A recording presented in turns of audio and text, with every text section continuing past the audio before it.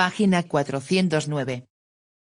Trabajo, una historia de cómo empleamos el tiempo, por James Sussman, 2020. Capítulo 14. La muerte de un asalariado. 14.3. Convivo más con mi jefe que con mis hijos.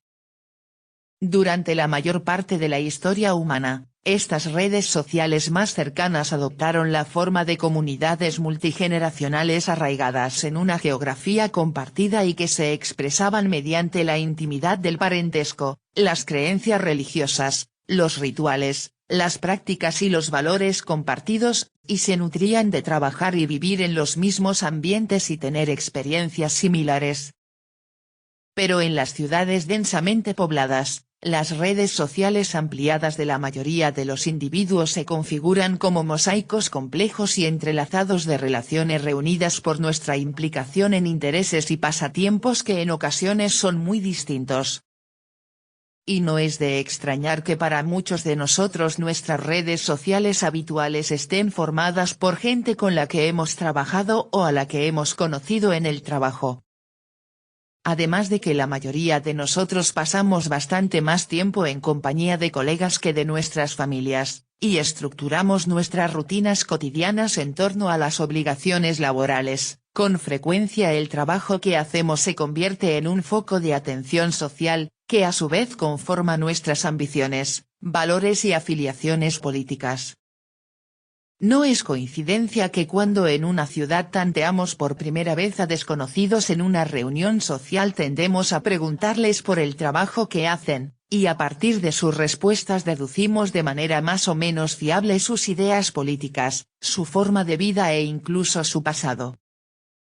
Tampoco es coincidencia que la única encuesta regular sobre relaciones amorosas en el trabajo haya descubierto que casi 1 de cada 3 estadounidenses establece al menos una relación sexual a largo plazo con alguien a quien conoce por medio del trabajo, y otro 16% conoce allí a su cónyuge. 10. No es de extrañar. Muchas veces la trayectoria de nuestras carreras está determinada por nuestro pasado, nuestra educación y las elecciones posteriores relacionadas con la formación.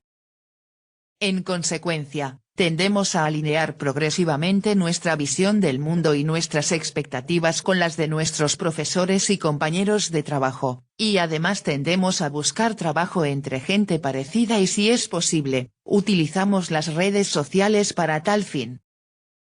Por lo tanto, los directivos de recursos humanos de Goldman Sachs no tienen que gestionar muchas solicitudes de trabajo de personas que consideran que la usura es un pecado, los reclutadores del ejército no reciben muchas solicitudes de pacifistas acérrimos y en la policía no tienen que tramitar solicitudes de trabajo de anarquistas confesos. E igual de importante, una vez en el trabajo, solemos continuar alineando nuestra visión del mundo con la de nuestros colegas, a medida que nuestros vínculos con ellos se fortalecen mientras se persiguen objetivos compartidos y se celebran logros compartidos. Pero incluso en el caso de que el trabajo proporcione a la gente una sensación de comunidad y de pertenencia, las comunidades que Durkheim creía que podían crearse en torno a los lugares de trabajo no se han materializado en la medida que él predijo.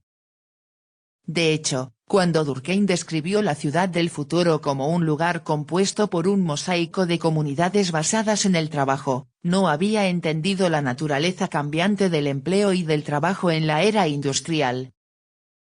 Era como si pensara que las habilidades artesanales que la industrialización había convertido en superfluas serían sustituidas directamente por otra serie de habilidades nuevas y duraderas. No imaginó, por ejemplo, que los lugares de trabajo funcionarían de acuerdo con el método de gestión científica desarrollado por Frederick Winslow Taylor, en el que las habilidades reales fueran superfluas frente a los requerimientos.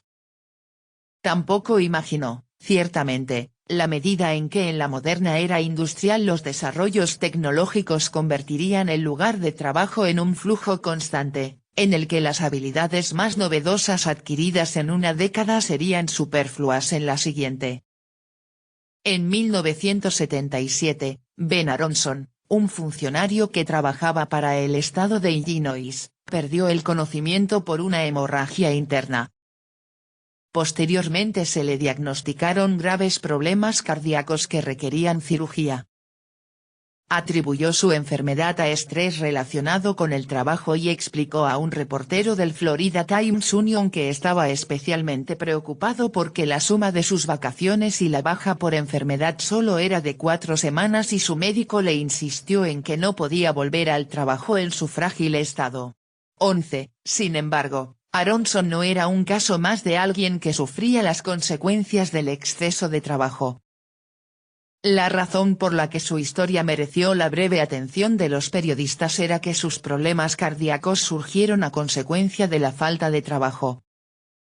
Pocos meses antes de que Aronson perdiera el conocimiento, sus jefes habían intentado despedirle por segunda vez en pocos años. En ambas ocasiones, Aronson los denunció por despido ilegal y los tribunales se pronunciaron en su favor y ordenaron a sus empleadores que le readmitieran. Lo hicieron, pero la segunda vez a regañadientes. Informaron a Aronson de que aunque seguiría recibiendo su generoso salario mensual de $1.730, alrededor de $7.500, o 6.400 euros, actuales, no tendría ninguna obligación que cumplir. Después le quitaron el teléfono de la oficina, dieron órdenes a los repartidores del correo de que no le entregaran ni le recogieran las cartas e instruyeron al resto del personal para que le ignorara. Tristemente, la historia de Aronson no fue lo bastante noticiable como para merecer un seguimiento posterior, y no se sabe si acabó despedido de su no trabajo a causa de su no asistencia provocada por la mala salud que sufría debido a no tener un trabajo significativo que hacer. Pero hay mucha gente que se reconocerá en las extrañas circunstancias de Aronson. Un empleo bien pagado de por vida con cero responsabilidades puede parecerles a algunas personas un sueño hecho realidad. Pero otras, una vez pasada la novedad, echarían de menos la estructura, la comunidad y la sensación de ser útil que les daría su trabajo, independientemente de lo tedioso que fuera o de lo mal pagado que estuviera. Y es muy probable que, si el trabajo implicara habilidades, muchas veces echarían de menos el placer silencioso que obtendrían al llevarlo a cabo. En este grupo están los miles de ganadores de lotería e individuos que heredaron una fortuna inesperada de parientes lejanos y siguieron desempeñando su antiguo trabajo, con frecuencia no particularmente interesante, con la misma alegre diligencia que antes. Después están quienes trabajan en el sector servicios de nuestras economías y que se identifican con la historia de Aronson porque si de repente les bloquearan su correo electrónico y su intranet de la oficina, les quitaran los ordenadores y teléfonos, y pidieran a sus colegas que los ignoraran, en el fondo saben que su ausencia apenas se notaría en el destino de su empresa. De acuerdo con la Oficina de Estadísticas Nacionales de Reino Unido, ahora el 83% de los trabajadores del país tiene un empleo en el cada vez más indefinido sector servicios o terciario. A veces llamado economía terciaria, el sector servicios incluye cualquier trabajo que no implique producir o recoger materias primas, como sucede en la agricultura, la minería y la pesca, o la manufactura de objetos, como cuchillos, tenedores y misiles nucleares, a partir de esas materias primas. Por lo que respecta a la proporción tan grande de mano de obra empleada en el sector servicios, Gran Bretaña no es un caso inusual entre los países más ricos del mundo. Se halla por detrás de estados como Luxemburgo y Singapur, donde casi todo el mundo que trabaja lo hace, de una manera u otra, en el sector servicios. Pero está muy por delante de la mayor parte de los países en desarrollo, como Tanzania, donde la mayoría de la gente todavía vive de la agricultura. Está también algo por delante de países como China, donde a pesar de un aumento reciente y continuado de los empleos en el sector servicios, más de la mitad de la población sigue empleada en la agricultura, la pesca, la minería y la manufactura. En muchas economías, la supremacía del sector servicios es un fenómeno relativamente reciente. hasta que en Europa se produjo el aumento de la producción agrícola en el siglo XVI, se estima que 3/4 partes de los británicos se ganaban la vida como agricultores, canteros, en los bosques o pescando.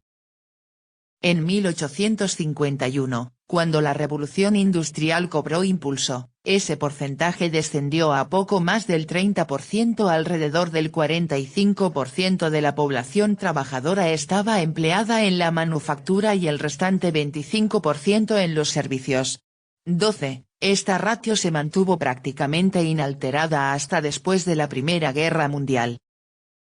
Entonces volvió a ascender lentamente, a medida que los hogares y las industrias empezaron a obtener la energía directamente de la red eléctrica, y se generalizaban nuevas tecnologías como el motor de combustión interna, catalizando con ello la invención y la manufactura de una amplia gama de productos nuevos para el consumo de los hogares y los individuos con aspiraciones.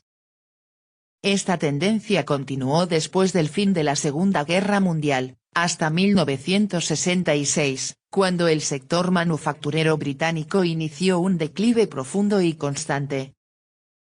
Si en 1966 se calculaba que el 40% de la mano de obra estaba empleada en la manufactura, en 1986 esa cifra se había reducido hasta el 26%, y en 2006 a un escaso 17%. La tecnología y la automatización desempeñaron un papel importante en la transformación de las que habían sido industrias manufactureras que empleaban mucha mano de obra en otras que requerían mucho capital.